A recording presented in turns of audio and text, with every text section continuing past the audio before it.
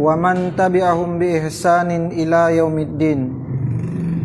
قال الله عز وجل في كتابه الكريم: يا أيها الذين آمنوا اتقوا الله حق تقاته ولا تموتن إلا وأنتم مسلمون. يا أيها الناس اتقوا ربكم الذي خلقكم من نفس واحدة وخلق منها زوجها وبث منهما رجالا كثيرا ونساء واتقوا الله الذي تساءلون به والأرحام إن الله كان عليكم رقيبا. يا أيها الذين آمنوا اتقوا الله وقولوا قولا سديدا يصلح لكم أعمالكم ويغفر لكم ذنوبكم ومن يطع الله ورسوله فقد فاز فوزا عظيما. أما بعد فإن أصدق الحديث كتاب الله وخير الهدي هدي محمد صلى الله عليه وسلم وشر الأمور محدثاتها فإن كل محدثة بدعة وكل بدعة ضلالة وكل ضلالة في النار. Akhwati al-karimat, a'azzani Allah wa iyyakum jami'an. Tak bosan-bosannya kita bersyukur kehadirat Allah Jalla wa Ala, di mana Allah senantiasa mencurahkan kepada kita nikmat-nikmatnya, di mana dengan nikmat tersebut kita mampu mengolahnya untuk berada di atas ketaatan kepada Allah Tabaraka wa Ta'ala. Tidaklah bentuk syukur kita kepada Allah terbaik melainkan dengan bentuk ketaatan kepadanya.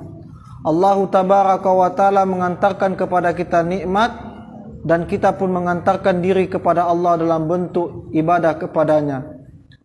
Kita berdoa kepada Allah Tabaraka wa Ta'ala dengan nama Allah yang husna dan sifatnya yang ula, dengan namanya yang maha indah dan sifatnya maha terpuji, agar kiranya Allah Tabaraka wa Ta'ala tidak membolak-balikkan hati kita yang saat ini kita berada di atas ketaatan, kemudian Allah palingkan hati kita di dalam kemaksiatan kepadanya, wal-iyazubillah. Selanjutnya salawat serta salam, Allahumma shalli ala Muhammad wa ala ali Muhammad. Kami mengajak kepada diri kami yang berbicara di depan ini dan kepada akhwati a'azzani Allah wa iyyakum jami'an, agar senantiasa kita banyak bersalawat kepada Nabi Muhammad sallallahu alaihi wasallam.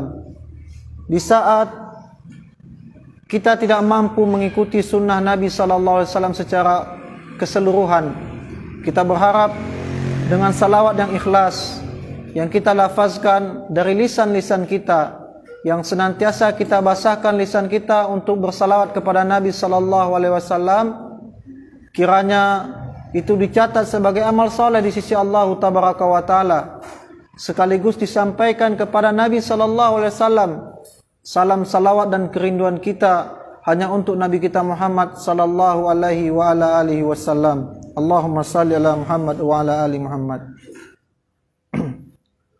Akhwati al-karimat, a'azzani Allah wa iyyakum jami'an. Ada sebuah hadis dari Nabi sallallahu alaihi wasallam, yang hadis ini dari sahabat Abdullah bin Mas'ud. An Abi Abdurrahman, dari Abi Abdurrahman Abdullah bin Mas'ud radhiyallahu an. Jadi beliau berkunyah Abu Abdurrahman. Qala, beliau berkata, haddatsana Rasulullah sallallahu alaihi wasallam, bersabda Nabi sallallahu alaihi wasallam kepada kami, wa huwa as-sadiqul masduq, dan beliau adalah orang jujur lagi dibenarkan. Apa kata Nabi sallallahu alaihi wasallam? Inna ahadakum yajma'u khalquhu fi batni ummihi. Kata Nabi sallallahu alaihi wasallam, sesungguhnya kalian dikumpulkan di dalam perut ibu kalian arba'ina yauman nutfah, dalam bentuk mani di perut ibu kalian itu selama 40 hari. Summa alaqah misla dzalik. Kemudian 40 hari berikutnya Allah tabaraka wa taala lewat lisan Nabi sallallahu alaihi wasallam beliau bersabda, kemudian menyempurnakannya menjadi segumpal darah di 40 hari kedua. Summa yakunu mudghatan mislu dzalik. Kemudian di 40 hari setelahnya Allah menyempurnakan penciptaannya menjadi segumpal daging. Setelah berlalu dari 120 hari ini, summa yursalu ilaihil malak. Kemudian Allah tabaraka wa taala mengutus malaikat fayanfukhu fihi ruh. Untuk apa? Untuk meniupkan ruh kepada daging yang berbentuk bayi, ya, daging yang berbentuk manusia. Wa yu'maru bi arba'i kalimat, dan padanya diperintahkan, ditulis kepadanya 4 hal. Apa itu? Bi kitabihi rizqihi, dicatat tentang rizkinya di atas dunia. Wa ajalihi, ajalnya di atas dunia. Wa amalihi, dan amal perbuatannya di atas dunia. Wa syaqiyun am sa'id, dan duka dan serta sukanya di atas dunia. Jadi dicatat ada 4 hal. Pertama itu rizki, ajal, amalnya, suka maupun dukanya di atas dunia. Kemudian Nabi sallallahu alaihi wasallam melanjutkan, fa wallahi, demi Allah, allazi la ilaha ghairihi, allazi la ilaha ghairihi, demi Allah yang tidak ada ilah yang berhak diibadahi selainnya, inna ahadakum, sesungguhnya salah seorang di antara kalian, la ya'malu bi amalin ahlil jannah, ada orang yang beramal dengan amalan penduduk surga, hatta ma yakunu bainahu wa bainaha illa zira'in, sampai dirinya dan surga itu berjarak zira'. Apa zira'? 1 hasta, ya. Berjarak 1 hasta. Fayasbiqu alaihil kitab fayamal bi amalin ahlin nar fadakhala fiha.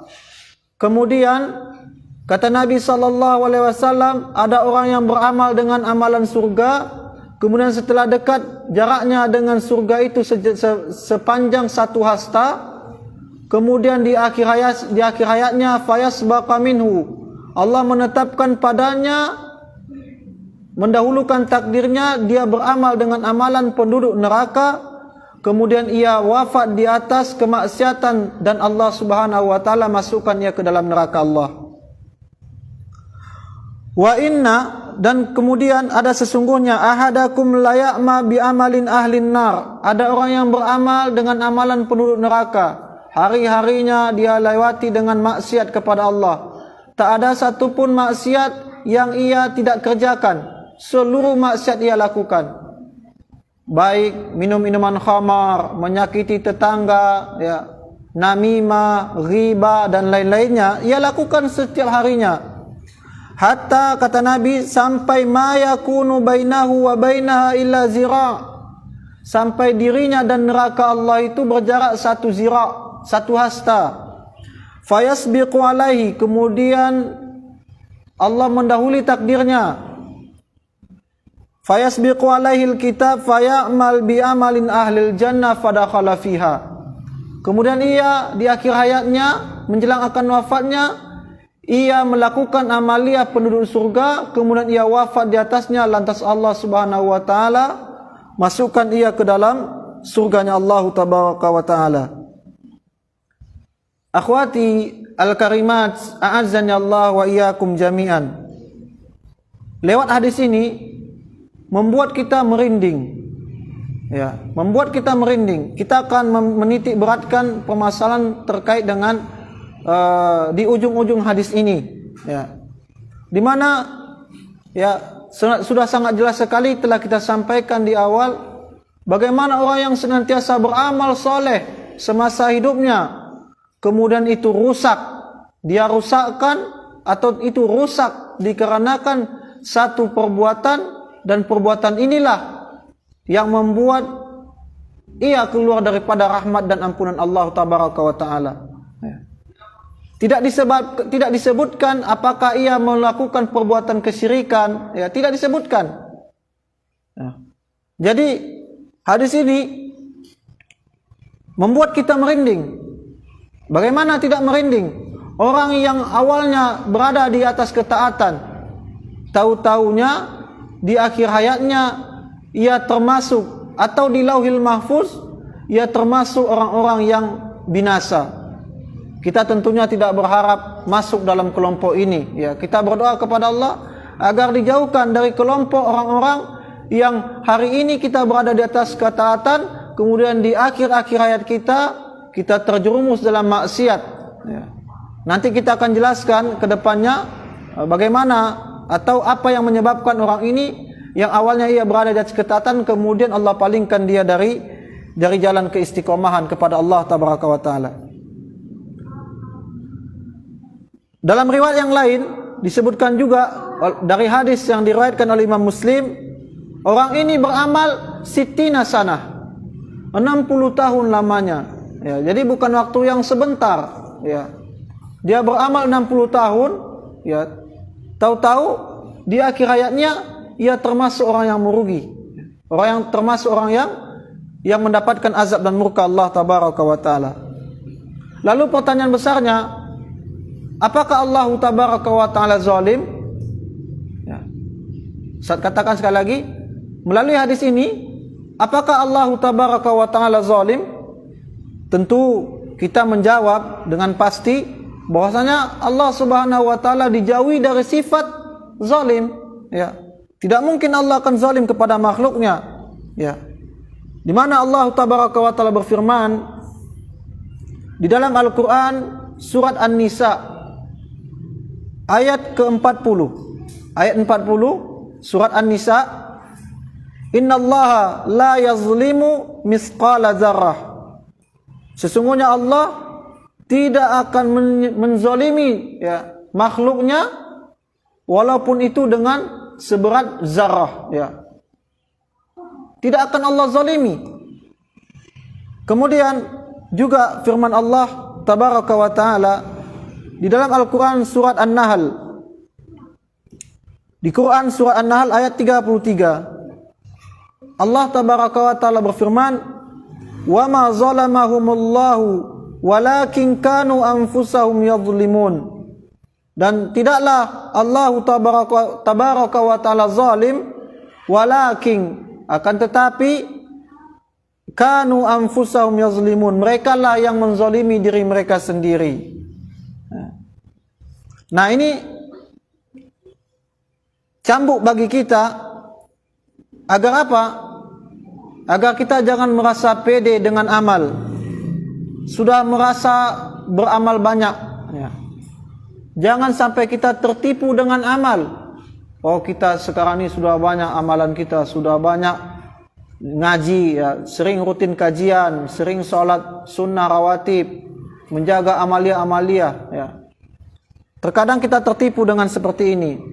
Maka sangat tidak pantas mengatakan, oh, orang sholat dia alim, ya, orang ngajian dia alim, ya, ya, orang yang dia sholat duha dia alim, ya. Bukan alim. Tapi itu ciri seorang muslim. Muslim itu dikenal dengan ciri-cirinya. Ciri-cirinya itu adalah ketaatan kepada Allah. Maka sungguh terasing, ya, orang-orang yang kalau hari ini dia berjilbab syar'i, wah, dia alim, dia soleha. Bukan, ini ciri khas muslimah sejati. Ya. Orang yang sholat di awal waktunya ini bukan alim, tapi ini ciri khas soleha di akhir zaman. Seorang wanita yang menjauhkan diri dari selfie ria, dari riba, ya, dari tempat-tempat maksiat, dari komunitas-komunitas yang di dalamnya hanya berbicara mengenai riba dan namimah, membicarakan dunia yang tidak ada, yang anfaedah, yang tidak ada manfaat sama sekali. Kemudian dia menjauhkan diri, kemudian lantas mengatakan dia alim, ya. Bukan. Ini ciri khas muslimah. Muslimah itu dikenal dengan ciri khasnya. Ciri khasnya apa? Ketaatan kepada Allah tabaraka wa ta'ala. Ya. Maka hadis ini yang kita sebutkan di awal adalah cambuk bagi kita, agar kita jangan merasa telah berbanyak amal, telah membuat banyak amal. Jangan pernah kita merasa seperti ini. Karena tidak ada satupun hamba Allah di atas dunia ini yang dimasukkan Allah ke dalam surga dikarenakan amalnya. Ya, kita tidak masuk surga itu karena salat, karena pahala zakat, karena pahala sedekah kita. Bukan itu yang membuat kita masuk surga. Yang membuat kita masuk surga Allah adalah rahmatnya. Ya, adalah rahmatnya.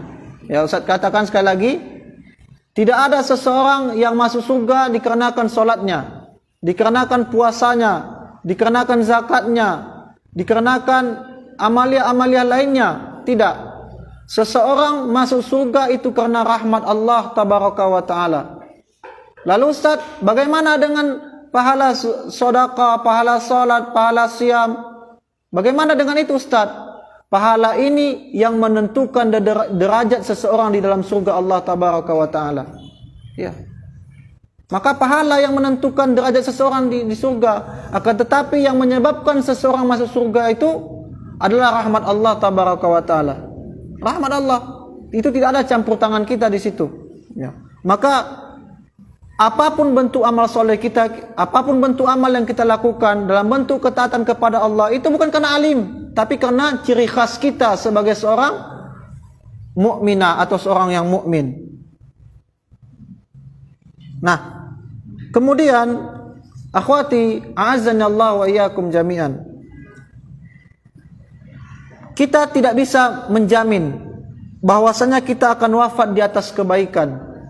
Atau ada yang bisa menjamin hari ini ia berada di atas ketaatan, hari ini ia taklim, rutin kajian setiap pekannya.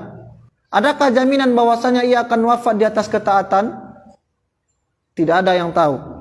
Tidak ada yang bisa menjadikan jaminan, menjamin bahwasanya di akhir hayatnya ia akan tetap berada di atas istiqamah, di atas ketaatan kepada Allah. Tidak ada. Hatta para kiai pun, para ulama sekalipun, ya, para ajengan, ya, buya, tidak ada jaminan bagi mereka hari ini mereka berdakwah, menyampaikan kebenaran, menyebutkan qala Allah wa qala Rasul, di akhir hayatnya mereka tetap berada di atas ketaatan. Tidak ada satupun. Karena ini adalah hak mutlak milik Allah tabaraka wa taala. Ya. Allah meletakkan hati manusia di antara jemari-jemari Allah. Ya. Allah gampang saja membolak-balikkan hati manusia. Yusbihul kafir wa yumsil mu'min, wa yusbihul mu'min wa yusbil kafir. Seseorang bisa di pagi harinya ia beriman, kemudian datang berlalu masuk waktu sore hari dia dalam keadaan kafir. Atau dalam sore hari ia berada di atas keimanan, pagi harinya ia telah jatuh dalam kekafiran kepada Allah tabaraka wa taala. Maka tidak ada jaminan seseorang itu akan senantiasa berada di atas ketaatan. Kemudian terkait dengan orang yang beramal dengan amalan penduduk neraka tadi yang kita sebutkan di atas, kemudian di akhir hayatnya ia beramal dengan amalan penduduk surga. Ya. Ada apa dengan orang ini? Ya. Kenapa ia bisa beramal dengan amalan penduduk surga di akhir hayatnya? Dikarenakan setiap maksiat yang ia lakukan pasti ia akan iringi dengan penyesalan. Kendati pada hari itu dia tidak mampu untuk bertaubat kepada Allah. Ya. Adapun orang yang beramal soleh di hadapan manusia, ingat ya, menampakkan amalan di hadapan manusia. Sebagaimana hadis yang diriwayatkan oleh Imam Muslim, ya. Inna ahadukum la ya'malu bi amali ahlil jannah. Ada seseorang di antara kalian yang beramal dengan amalan penduduk surga. Fima yabtulin nas sittina sa'ah. Dia menampakkan di hadapan manusia, ia beramal sebanyak 60 tahun lamanya. Masya Allah, 60 tahun dia beramal dengan amalan penduduk surga di hadapan manusia. Manusia boleh menilai seseorang itu beramal soleh Tapi manusia tidak bisa menakar hati-hati orang, tidak bisa. Kita tidak bisa menakar kendati ia dengan zahirnya dia berpakaian syar'i, akan tetapi hati tidak bisa kita nilai. Ya. Maka ulama salaf terdahulu, ya, mereka disibukkan dengan amalia-amalia hati. Ya, betapa banyak amal besar itu rusak dikarenakan amal hati. Ya, dirusak dikarenakan perkara hati. Dan betapa juga banyak amalia kecil, perbuatan zahir kecil itu dinilai besar di sisi Allah dikarenakan ada amalia hatinya. Ya. Maka ini bentuk di mana kita harus betul-betul ya memperhatikan masalah hati. Nah, kembali kepada pelaku maksiat tadi yang di akhir ayatnya ia bertaubat. Ketika orang ini melakukan maksiat, ya, orang yang melakukan ketaatan tadi, ketika ia melakukan ketaatan kepada Allah, di hatinya diberikan atau di hatinya ia memikirkan bagaimana bisa maksiat, ya, dan itu tidak pernah terkabulkan. Kemudian Allah sampaikan ia pada keadaannya di mana ia melakukan kemaksiatan dan itu adalah terakhirnya ia beramal kepada Allah, wal iazubillah. Dan kita tidak harapkan kita berada pada kelompok orang ini, ya. Kelompok orang-orang seperti ini, ya. Amilatun nasibah, ya, berletih dalam beramal. Tetapi kita termasuk dalam ashabul shimal, ya, orang-orang yang merugi di akhirat. Kita berlindung dari kelompok ini. Nah, kemudian terkait dengan orang yang beramal tadi, beramal dengan amalan penduduk surga, bisa jadi dia beramal soleh, ternyata tidak ikhlas, atau ada kepentingan yang ingin diraih. Ya. Misalkan ada orang, ya, dia beribadah, sholat duha, menggabungkan niat sholat duha itu dengan ikhlas lillahi ta'ala, sekaligus menggabungkan dia supaya mudah rezeki pada hari itu. Ya. Fudail bin Iyad rahimahullah, ya, mengatakan ada 3 bentuk keadaan ketika seseorang itu beramal. Ada 3 bentuk keadaan. Orang pertama, ketika ia beribadah, lantas ia memurnikan ketaatan kepada Allah. Tidak ada niat selain itu, murni tok kepada Allah tabaraka wa taala. Maka amalannya itu diterima. Kenapa? Allah Subhanahu wa taala berfirman di Quran surat Al-Bayyinah ayat 5, "Wa ma umiru illa liya'budullaha mukhlishina lahuddin." Al-ayah. Tidaklah kami perintahkan mereka mukhlishina lahuddin, untuk memurnikan, mengikhlaskan amaliyah mereka, setiap bentuk ibadah kepada Allah hanya kepada Allah tabaraka wa taala. Ini maknanya, ya. Keadaan yang kedua, ketika seseorang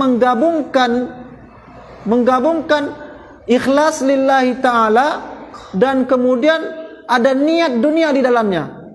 Ya, sebagaimana kita sebutkan tadi, dia sholat duha dengan niat agar lancar rezeki pada hari itu.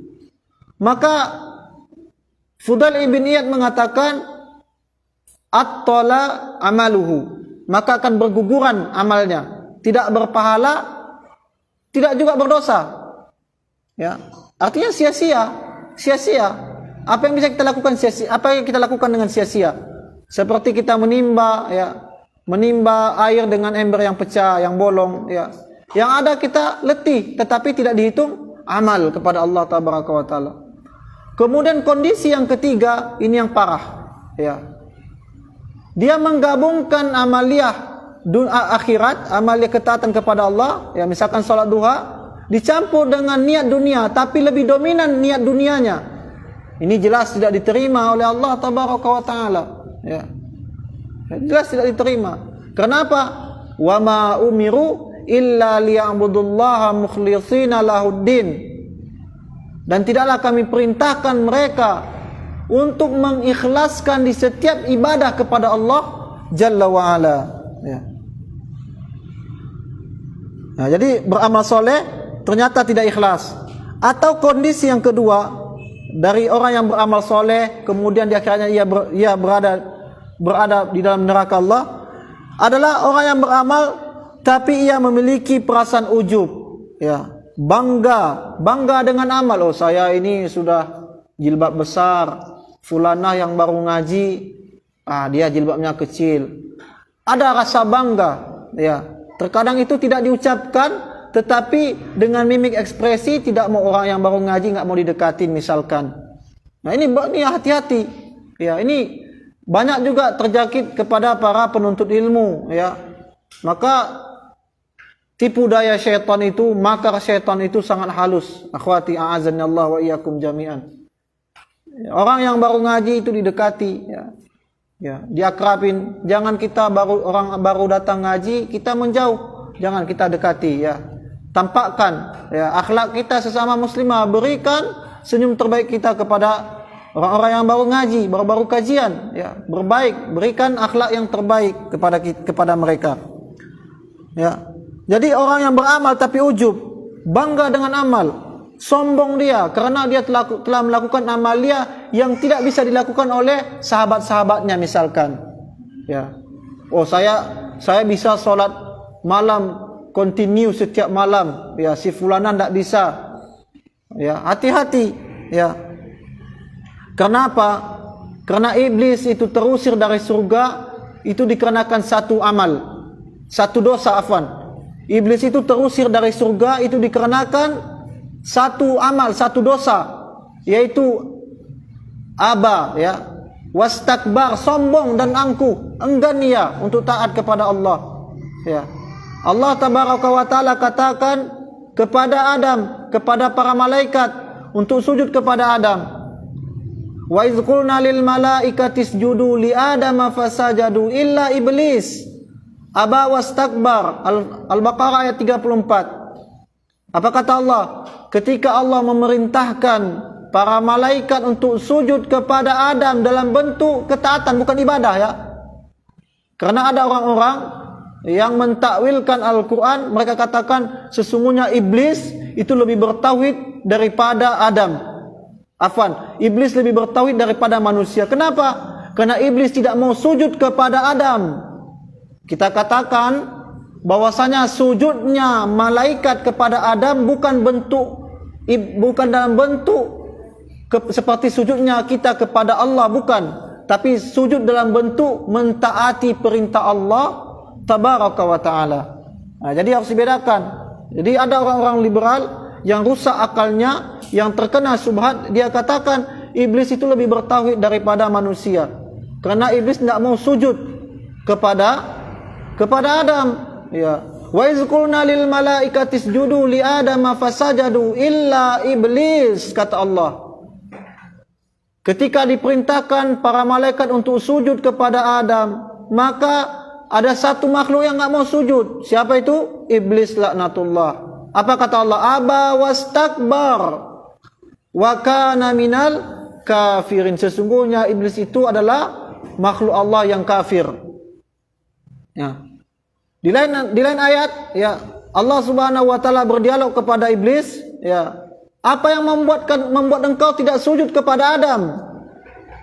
Lantas dengan angkuh dan sombongnya, dengan ujubnya, iblis mengatakan, khalaqtani min nar wa khalaqtahu min tin. Ya.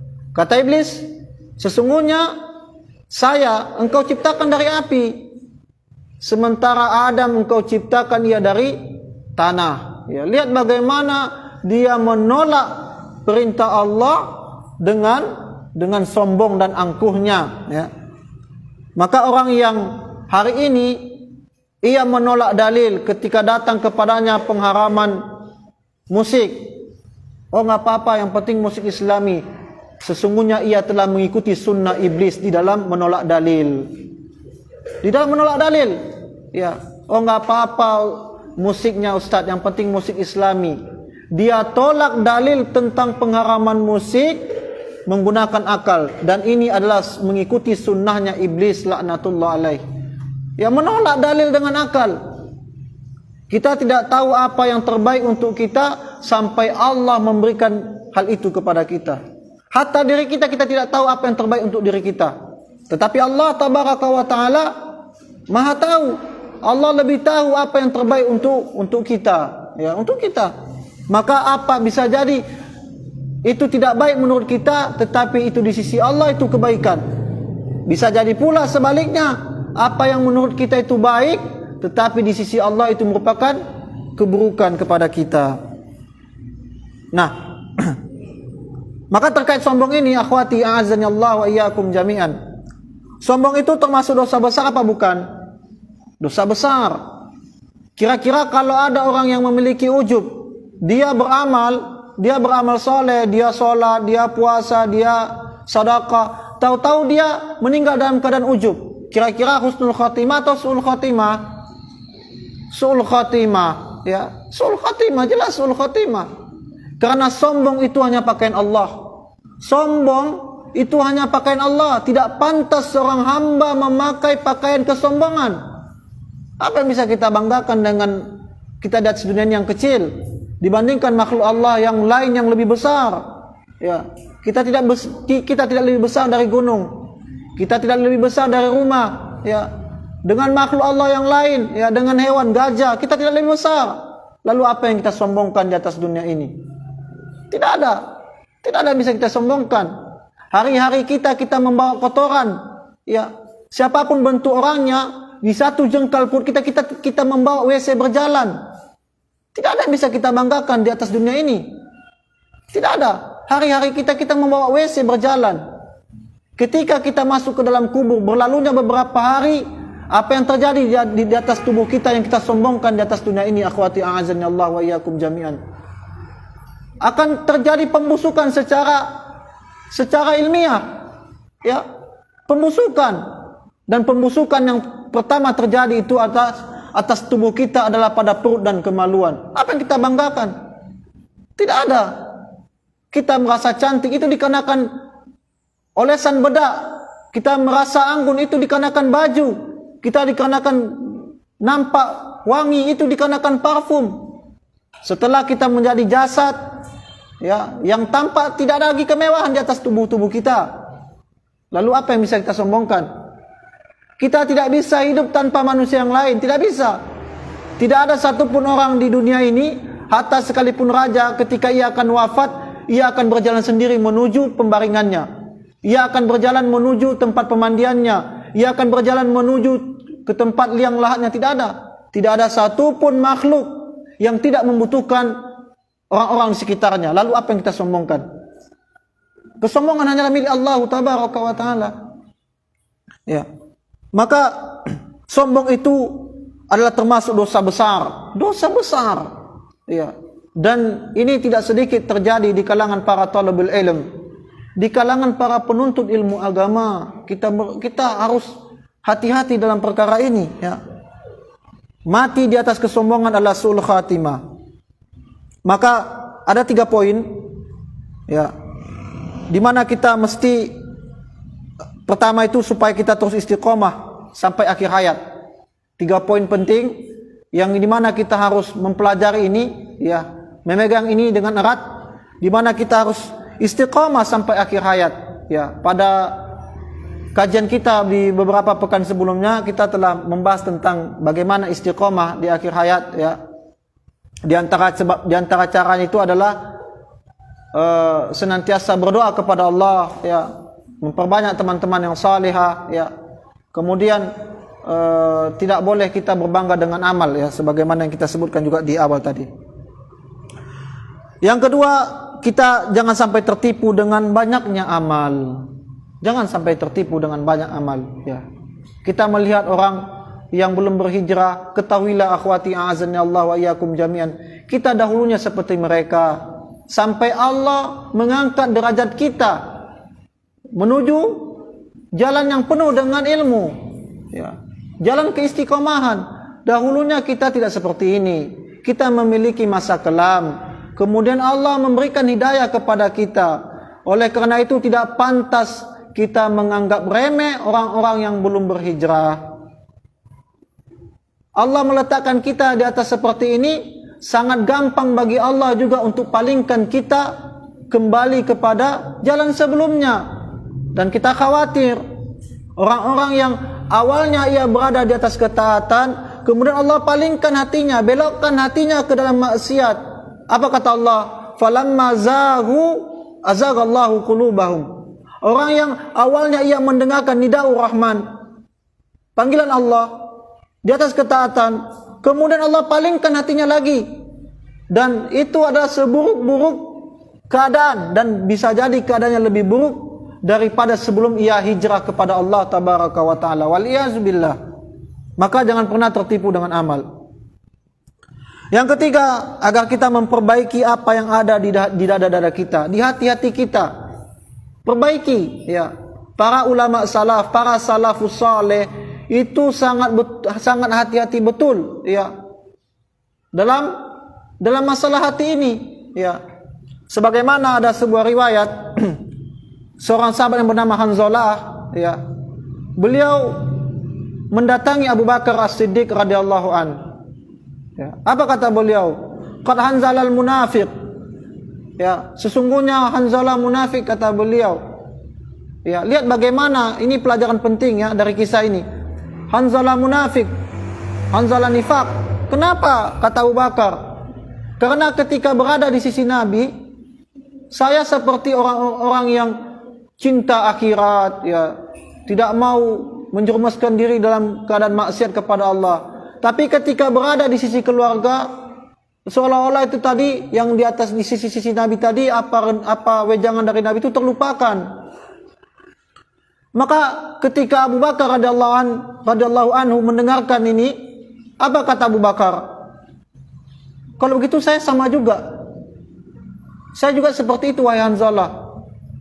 Saya kalau berada di sisi Nabi juga seperti yang engkau rasakan. Seolah-olah saya akan meninggal esok hari, ya kan? Sehingga betul-betul saya beribadah kepada Allah pada hari itu. Tapi ketika berkumpul dengan keluarga, yang terjadi adalah kurangnya lagi semangat power saya untuk beribadah kepada Allah. Maka mereka mendatangi Nabi SAW. Ya, mereka datangi Nabi. Kemudian mereka sampaikan apa yang menjadi pembicaraan mereka tadi. Ya. Kemudian Nabi SAW mengatakan, sesungguhnya kezaliman yang sangat besar itu bukan kezaliman seperti yang kalian sangkakan. Sebagaimana juga disebutkan oleh Allah tabaraka wa ta'ala, Nabi SAW mengutip firman Allah, inna syirka la zulmun azim. Sesungguhnya kezaliman yang sangat besar itu adalah mensyarikatkan Allah tabaraka wa ta'ala. Nah, inilah kezaliman yang sangat besar. Nah, jadi dari kisah ini kita bisa mengambil pelajaran bagaimana para salaf terdahulu, bagaimana para sahabat, mereka sangat hati-hati betul, tidak jatuh di dalam kenifakan, kemunafikan, tidak jatuh dalam kelompok orang-orang yang terkecoh dalam beramal. Ya, apa gunanya kita menampakkan kepada manusia, ya, liyabtuna linnas, menampakkan amalan di hadapan manusia dengan amalan yang zahir untuk apa? Untuk dipandang, oh alim ya, oh solehah ya. Tapi hati kita busuk, hati kita buruk, karena Allah yang tabaraka wa ta'ala yang tahu apa yang berada di hati-hati kita. Maka perhatikan, maka sejatinya hijrah yang hakiki itu bukan hanya merubah bentuk fisik, bentuk zahir, tetapi juga sekaligus merubah bentuk keadaan hati kita. Ya, inilah pelajaran yang sangat penting, di mana kita mesti, ya, memperbaiki hati-hati kita, karena tidak jarang dari kalangan talabul ilm, ya, terjangkiti dengan penyakit-penyakit hati, karena hati kita itu lemah, ya, sementara makar iblis itu menyambar-nyambar, syubhat menyambar-nyambar, ya, syahwat menyambar-nyambar. Maka hati-hati dengan ini. Ya, ini 3 poin. Maka kemudian selanjutnya, akhwati a'azzanallahu wa iyyakum jami'an.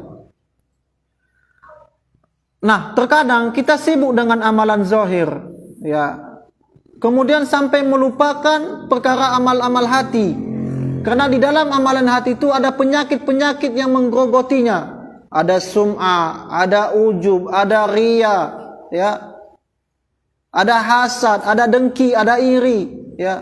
Ini adalah penyakit-penyakit hati yang kita mesti harus paham betul bagaimana ya menangkal, mengobati ini penyakit. Ya, jangan sampai penyakit ini dia tumbuh subur seperti benalu di hati-hati kita sehingga akan menggerogoti amal-amal soleh kita, ya, menggerogoti amal-amal soleh kita yang adanya kita berletih dalam beramal tetapi tidak dicatat sebagai bentuk amal soleh, wal iyazubillah. Maka penyakit hati inilah ya yang kita sebutkan tadi seperti hasad, dengki, iri, sum'ah, riya, ujub, ya, hasad. Inilah yang menyebabkan seseorang itu bisa meninggal dalam keadaan su'ul khatimah, seburuk-buruk kematian. Maka orang yang berada di dalam hadis tadi di awal tadi yang kita sebutkan, orang yang beramal dengan amalan penduduk neraka, dalam hadis riwayat Imam Muslim dikatakan 60 tahun, tetapi ia tidak memperbaiki amalia hatinya. Ia beramal supaya untuk dipandang, oh soleh ya, oh soleh dia ya, ya, masya Allah rukunya, masya Allah bacaannya, ya. Tapi dia tidak menyibukkan dengan perkara amalia hati, ya. Nah kemudian tidak ada yang menjamin, ya, hari ini kita hidup maksiat, di akhir hayat kita akan bertobat, ya. Ustaz, kalau gitu Ustaz, melalui hadis ini Ustaz, kan tadi ada orang yang beramal Ustaz, dia beramal dengan amalan penduduk neraka Ustaz. Kalau gitu Ustaz, saya begini aja lah Ustaz, saya beramal, saya tidak mau sholat, saya tidak mau ngaji, nggak mau ikut kajian, nggak mau taklim, nggak mau sedekah, nggak mau puasa Ustaz, biar nanti di akhir hayat aja saya akan bertaubat kepada Allah. Pertanyaannya, kita tahu nggak kapan datang ajal kita? Tidak ada yang tahu. Tidak ada yang tahu kapan ajal kita akan datang. Dan kita tidak tahu apakah kita termasuk orang yang Allah rahmati ataukah tidak. Ya. Nah, maka keliru juga orang yang mengatakan kalau gitu saya tidak beramal sama sekali. Ini keliru sekali. Karena tidak ada, sesungguhnya Allah akan mewafatkan seseorang, ya, dilihat daripada akhir amaliyahnya. Ya, dilihat daripada akhir amaliyahnya. Nah, seorang mukmin dia perlu merasa khawatir, bahkan sangat takut kepada Allah kalau ia wafat dalam bentuk su'ul khatimah. Ya. Itu seorang mukmin, dia khawatir, dia takut. Jangan-jangan saya hari ini taat, nanti ketaatan saya ini tidak ada artinya apa-apa. Kenapa? Allah palingkan saya di akhir hayat saya. Ya, seorang mukmin dia merasa takut dan mesti takut kepada Allah. Kalau Allah palingkan ia di suatu hari. Ya. Nah, oleh karena itu di sini ada beberapa poin yang Ustaz sebutkan.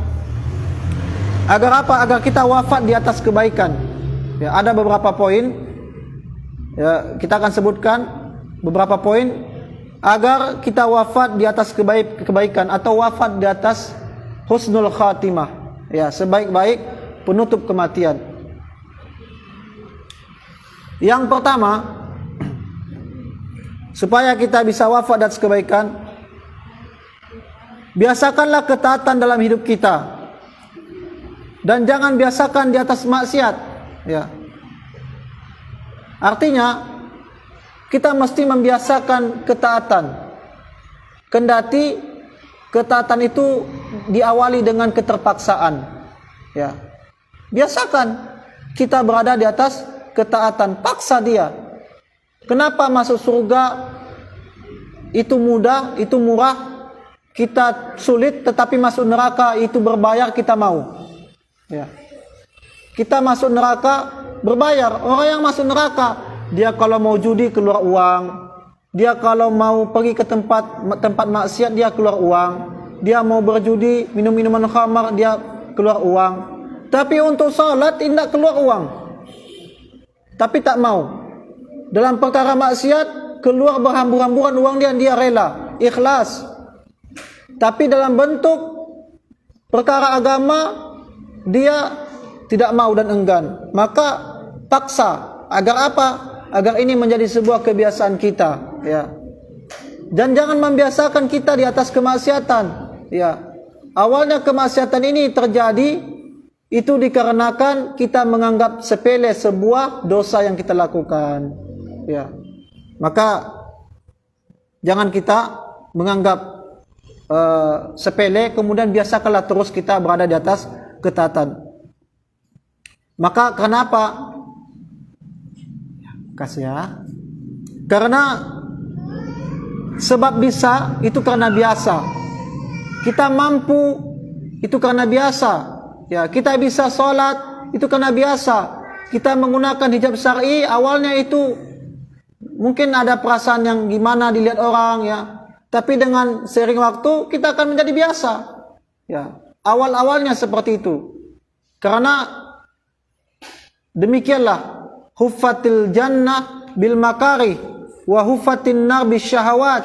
Dijadikan yang menyelimuti neraka itu adalah sesuatu yang dicondongkan kepada hawa nafsu, dan dijadikan yang mengitari, yang menyelimuti surga itu adalah sesuatu yang diingkari, ya, yang dibenci oleh kita kebanyakan, ya. Maka paksa diri kita, karena hidup ini cuma sekali, ya. Jangan sampai kita berada di atas kesengsaraan di akhir hayat nanti.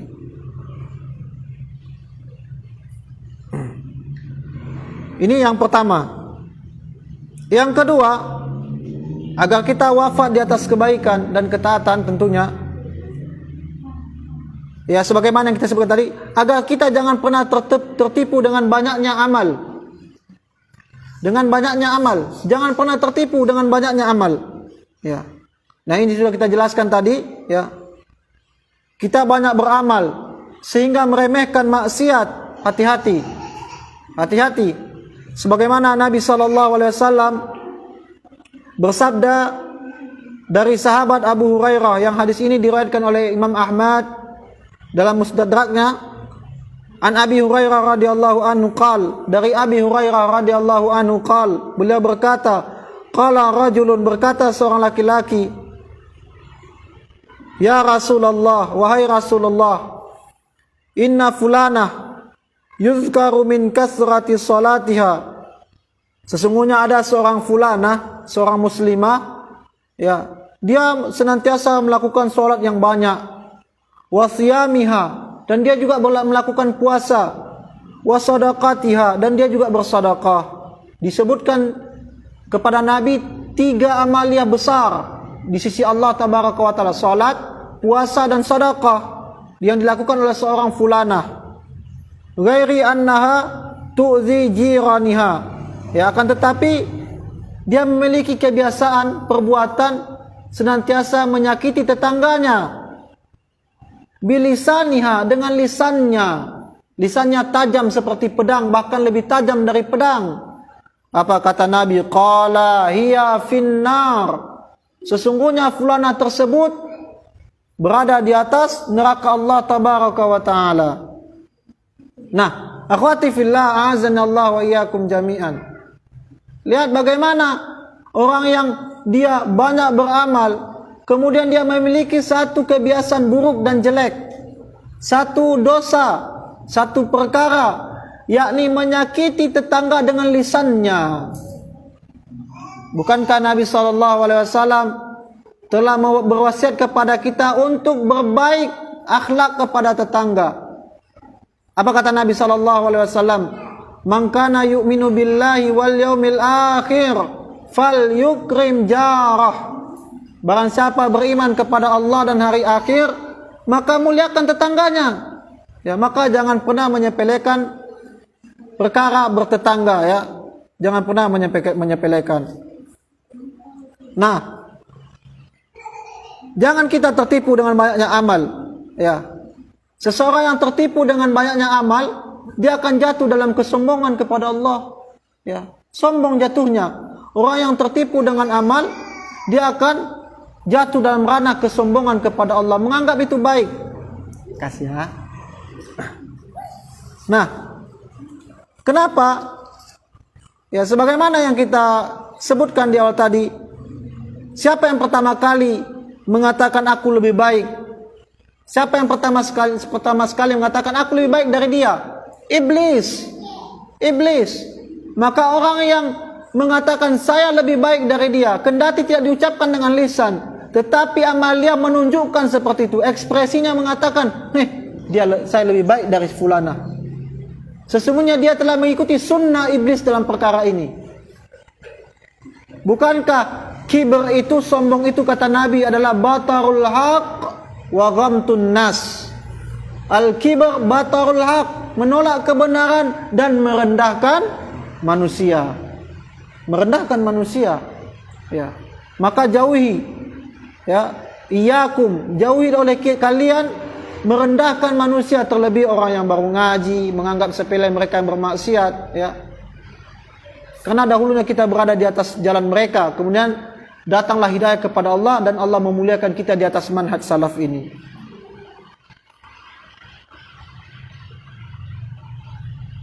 Jadi kalau kita merasa orang lain lebih baik, kalau kita merasa kita lebih baik dari orang lain, maka kita telah tertipu dengan amal. Ya, kita telah tertipu dengan amal. Maka orang yang senantiasa taklim, kajian, ya, dia akan semakin tahu, karena kata Umar Ibn Khattab, 3 keadaan penuntut ilmu itu. Ya, 3 keadaan penuntut ilmu. Keadaan pertama, setelah ia belajar, ya, dia akan tahu, oh ini salah, ini benar. Yang kedua, dia jatuh dalam ranah tawadu. Ya, tawadu dia. Kondisi ketiga, seseorang ketika dia belajar agama, semakin rajin belajar agama, dia jatuh dalam keadaan tidak ada apa-apanya. Artinya, semakin ia belajar, semakin ia tahu bahwasanya itu ia kerdil. Semakin ia belajar agama, semakin ia tahu bahwasanya ia membutuhkan Allah tabaraka wa ta'ala dalam hidupnya. Ya, maka orang yang pertama jatuh ketika belajar agama, baru hijrah, kesannya itu adalah seperti menganggap sepele orang lain. Ya, semua dibid'ahkan, semua disyirikkan. Ini tidak boleh. Maka jatuhlah kita nanti dalam bentuk kesombongan dalam beramal, tertipu dengan amal. Ya, semoga kita tidak masuk dalam kelompok yang pertama itu. Kemudian Hasan al-Basri rahimahullah, seorang tabi'in, ulama tabi'in, beliau pernah mengatakan, laisa ilmu bi kasrati riwayah, walakin al-ilmu al-khasyah. Bukanlah ilmu itu dengan banyaknya riwayat, dengan banyaknya hafalan, tetapi ilmu itu adalah yang mendatangkan ketakutan kepada Allah tabaraka wa ta'ala. Bukan berarti juga enggak boleh menghafal hadis, bukan. Tapi setiap kita belajar agama, setiap ada dalil, setiap ada bayan penjelas kepada kita, tak lain dan tak bukan itu akan membuat kita semakin takut kepada Allah Jalla wa Ala. Nah, yang ketiga, supaya kita wafat di atas kebaikan atau husnul khatimah, kita senantiasa mengingat dosa. Untuk apa? Untuk kita sesali dan bertaubat kepada Allah. Maka setiap kita maksiat, iringi dengan penyesalan, iringi dengan istighfar, iringi dengan taubat nasuha kepada Allah. Kendati setiap saat, setiap hari kita terjatuh ke dalam kemaksiatan itu. Ya, kendati kita jatuh dalam kemaksiatan tersebut, maka sesali terus maksiat itu. Ya, walaupun kita terus-menerus jatuh di dalam tempat yang sama. Karena sesungguhnya manusia itu tempat salah dan khilaf. Kullu bani Adam khata', kata Nabi, wa khairul khata' at-tawwabun. Sesungguhnya anak Adam itu memiliki kesalahan, jatuh, rentan kepada kesalahan, dan sebaik-baik yang memiliki kesalahan, dia adalah orang-orang yang senantiasa bertaubat kepada Allah tabaraka wa ta'ala.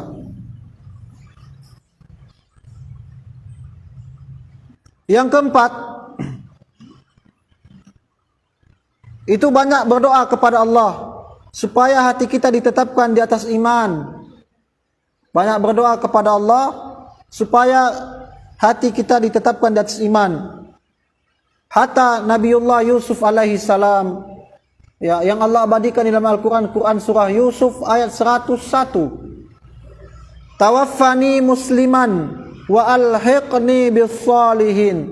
Apa kata Nabi Yusuf alaihi salam yang Allah abadikan? Beliau meminta kepada Allah, ya Allah, wafatkanlah aku dalam keadaan berserah diri, musliman, wa alhiqni, dan gabungkanlah aku, masukkanlah aku bis salihin, kepada kelompok orang-orang saleh.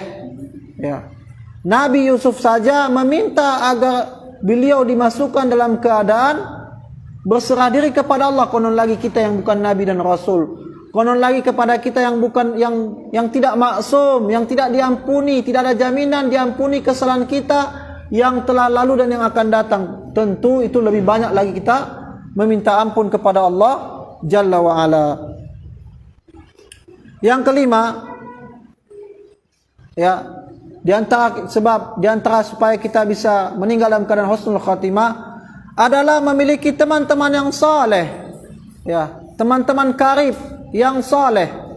Nabi SAW bersabda dari hadis yang diriwayatkan oleh Daud dan Tirmizi, disahihkan oleh Al-Albani dalam kitab beliau, al-mar'u 'ala dini khalilih. Agama seseorang itu bergantung dari agama teman-temannya. Falyanzur ahadukum man yukhalil. Maka hendaklah kalian melihat kepada siapa kalian berteman. Ya. Khalil di sini adalah teman karib, teman akrab, teman intim. Maka jadikan teman akrab kalian itu adalah orang-orang yang salihah. Ya. Jadikan teman soleha, ya. Cari teman-teman yang diantarkan itu, teman akrabkan, teman curhatkan itu adalah orang yang saleh. Sehingga ketika kalian nanti berada dalam keadaan futur, dalam keadaan ditimpa ujian dan musibah, tidak lain yang akan menasihati kalian melainkan akan keluar dari lisan mereka wasiat takwa dan sabar dari lisan mereka. Ya. Karena iman itu yazid wa yanqus, bertambah dan berkurang. Yazid bit ta'ah wa yanqus bil ma'siyah, bil ma'asi. Bertambah karena ketaatan itu iman, berkurang itu karena maksiat dan dosa kita kepada Allah tabaraka wa taala. Yang terakhir, supaya kita wafat di atas kebaikan adalah meninggalkan dosa. Ya, jangan meremehkan dosa. Hadis Nabi SAW dari Abu Hurairah yang diriwayatkan oleh Imam Ahmad, "Inna syaitan qad aisa ay yu'bada bi ardikum hadhihi." Sesungguhnya iblis, sesungguhnya syaitan telah berputus asa dari menyesatkan kalian, dari menyuruh kalian untuk menyembah syaitan. Tetapi walakinnahu qad radiya minkum, tetapi dia menjadikan kalian bima tahqurun, menjadikan kalian meremehkan dosa-dosa. Jadi ini pintu syaitan, ya, membisik-bisikkan di hati kita untuk meremehkan dosa. Enggak apa-apa, ini sekalinya. Ini kan sedikitnya. Besok insyaallah bisa taubatlah, ya. Nah, ini pintu syaitan, ya. Syaitan hampir putus asa untuk menyesatkan manusia. Kemudian syaitan mengeluarkan jurus pamungkasnya, yaitu dengan cara membisikkan yuwaswis, membisikkan hati-hati manusia, dada-dada manusia dengan rasa meremehkan dosa. Ya, meremehkan dosa. Nah, jadi ini, ya, Ustaz ulangi lagi 6 poin ini menjadi pembahasan kita di sore hari ini. 6 poin agar kita tidak masuk dalam orang yang beramal soleh, kemudian Allah wafatkan kita dalam keadaan maksiat. Ya, caranya ada 6. Yang pertama, biasakan kita di atas ketaatan. Ini yang pertama, biasakan kita dalam ketaatan. Yang kedua, jangan tertipu dengan banyaknya amal. Jangan tertipu dengan banyaknya amal. Yang ketiga, selalu mengingat dosa untuk kita sesali dan senantiasa bertaubat kepada Allah. Ingat dosa, ya, ingat dosa. Makanya orang yang berdosa tadi di hadis yang panjang tadi itu, kenapa Allah wafatkan dia dalam keadaan mengajarkan amal soleh? Karena setiap dia bermaksiat dia mengingat ini kesalahan. Ini kesalahan. Maka orang yang tidak ada rasa bersalahnya, dia tidak seperti ini enggak salah, maka sulit untuk mendapatkan taubat Allah. Maka pelaku bid'ah itu sulit untuk bertaubat kepada Allah. Kenapa? Karena dia tidak merasakan dia telah bermaksiat kepada Allah tabaraka wa taala. Maka senantiasa kita harus menumbuh kembangkan perasaan untuk mengingat dosa-dosa dan kesalahan kita kepada Allah tabaraka wa taala. Yang keempat, banyak berdoa. Di antara doa yang Allah ajarkan kepada Nabi kita sallallahu alaihi wasallam, Allahumma ya muqallibal qulub, tsabbit qalbi ala dinik. Wahai zat yang membolak-balikkan hati, teguhkanlah kami di atas agamamu. Yang kelima, ya, itu memperbanyak atau memiliki teman-teman yang salihah, ya. Tentunya dengan sekaum kita, ya. Enggak boleh pula kita berteman, Ustaz, saya punya teman tapi ikhwan, itu enggak boleh. Ya. Enggak boleh. Ya, seorang muslimah salihah, dia tidak memiliki teman soleh kecuali pasangan halalnya dan saudara-saudara semahramnya. Yang terakhir, ya, supaya kita wafat dalam keadaan husnul khatimah dan tidak Allah palingkan kita dari menuju jalan su'ul khatimah, adalah meninggalkan dosa. Ya, jangan meremehkan dosa. Ya, jangan menganggap itu karena itu dosa kecil. Enggak apa-apa sekali ini, ya. Jangan pernah meremehkan dosa, ya. Jadi mungkin itu saja kajian kita pada sore hari ini. Semoga, ya, dari yang sedikit ini kita mendapat pelajaran, ya, terkhusus kepada kami yang menyampaikan. Barakallahu fiik. Sini ada pertanyaan.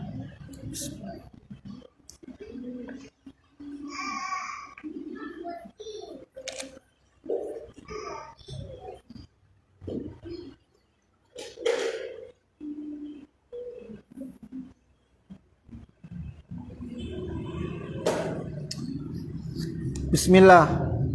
Assalamualaikum Ustaz. Waalaikumsalam. Jazakallahu khair ilmunya. Fikum jazakillah khair. Semoga Allah merahmati Ustaz dan keluarga, amin wa iyyakum. Ustaz mau bertanya, kadang hati mudah sekali lemah dalam ketaatan.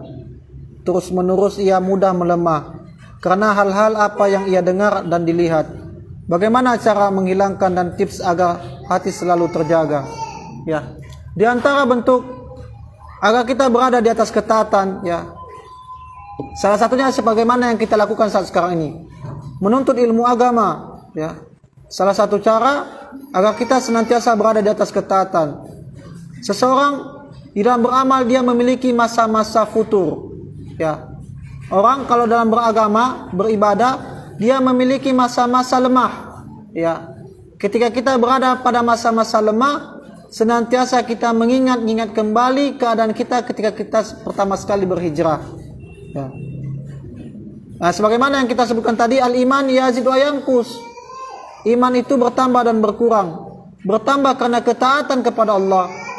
Di antara bentuk ketaatan itu memperbanyak teman soleh, ya, teman-teman soleha, mentadabburi Al-Quran, baca Quran, ya, puasa, ya, dan berteman dengan orang teman-teman soleha komunitas kita, ya. Maka ini cara dan agar kita senantiasa terus menerus.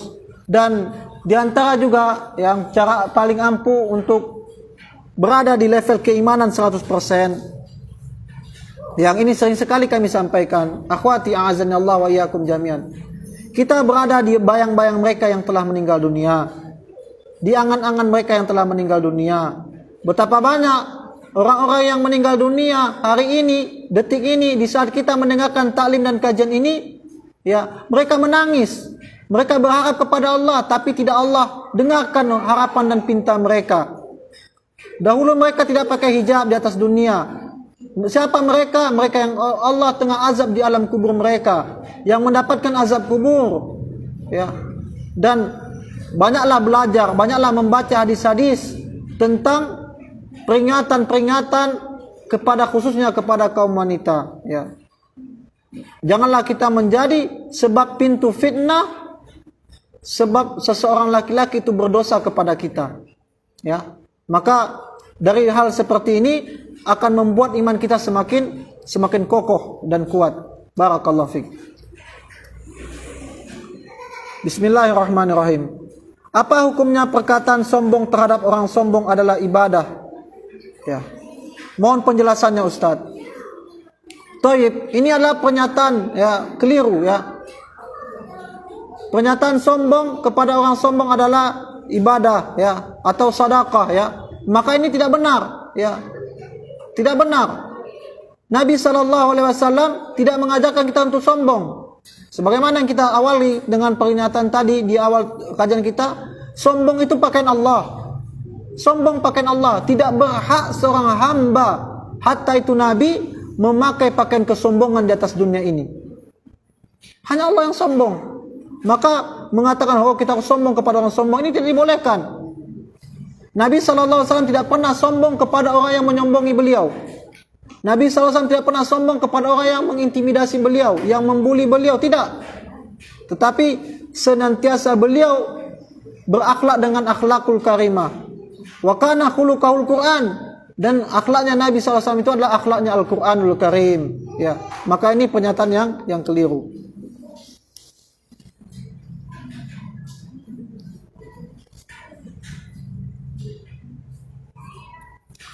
Bismillahirrahmanirrahim.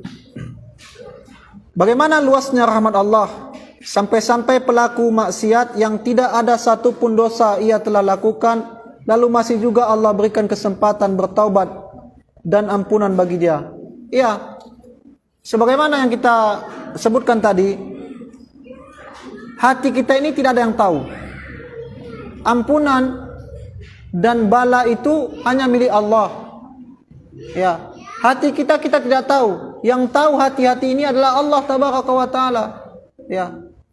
Hak Allah memberi ampunan, hak Allah juga yang tidak mengampuni. Ya. Makanya kalau kita baca hadis-hadis tentang seorang wanita yang memberi minuman seekor anjing, ya dia masuk ke dalam surga hanya dengan beramal dengan memberikan minuman hewan yang itu diharamkan untuk dimakan oleh kita kaum muslimin. Atau orang-orang yang hari-harinya ia lakukan maksiat tapi di hatinya dia memiliki perasaan bersalah, ya. Perasaan dia tahu bahwasanya ini adalah kemaksiatan, hanya saja ia belum mampu untuk meninggalkan. Maka akhwati a'azanallahu wa iyyakum jami'an, kita jangan pernah menganggap sepele setiap dosa yang kita lakukan. Setiap dosa yang kita lakukan senantiasa kita iringi dengan istighfar. Kendati setiap saat, setiap detik atau setiap hari kita tetap terjerumus kepada dosa yang sama. Ya. Kullu bani Adam khata'. Setiap bani Adam tidak melihat siapa orangnya. Hatta para dai, para ustaz, para kiai itu memiliki dosa dan kekhilafan. Dan sebaik-baik yang memiliki kekhilafan dan dosa adalah orang yang senantiasa bertaubat kepada Allah Tabaraka wa Ta'ala. Maka orang yang bertaubat kepada Allah, dia memiliki perasaan yang lebih baik ketimbang orang ketika ia belum melakukan taubat. Maka penghujung ini Adam alaihissalam jauhan lebih mana yang baiknya? Ketika Adam mendatangi Allah dalam keadaan beliau belum bermaksiat, atau keadaan ketika Adam melakukan maksiat dan ia pun bertaubat kepada Allah dan Allah ampuni ia. Maka keadaan yang kedua, Adam itu merasa jauh lebih baik keadaannya setelah ia melakukan maksiat kemudian dia bertaubat kepada Allah Tabaraka wa Ta'ala. Ya. Maka seorang hamba ketika ia melakukan maksiat kemudian ia dia iringi dengan istighfar dan ibadah kepada Allah, dan posisi ini adalah posisi kenikmatan kepada Allah, menunjukkan bahwasanya kita tidak bisa berbuat apa-apa. Kita mesti bergantung hanya kepada Allah Tabaraka wa Ta'ala, termasuk dalam menggantungkan amal hanya kepada Allah. Kalau bukan karena Allah, maka kita tidak mampu untuk beribadah kepada Allah. Jangan kita katakan saya bisa beramal ini karena diri saya pribadi, tidak. Ya. Betapa banyak ya orang yang awalnya ia mampu beribadah tapi Allah palingkan hatinya, enggak mau lagi bisa. Kita itu beribadah bukan dikarenakan kemampuan fisik kita, karena bisa jalan kita lantas bisa ke masjid, kita bisa bawa motor, kita bisa ke masjid untuk taklim, bukan. Itu karena rahmat Allah yang menggerakkan hati-hati kita untuk datang taklim, untuk datang kajian, untuk mengkaji kalamullah wa qala rasul ala fahmi salafil ummah. Seperti itu. Ya.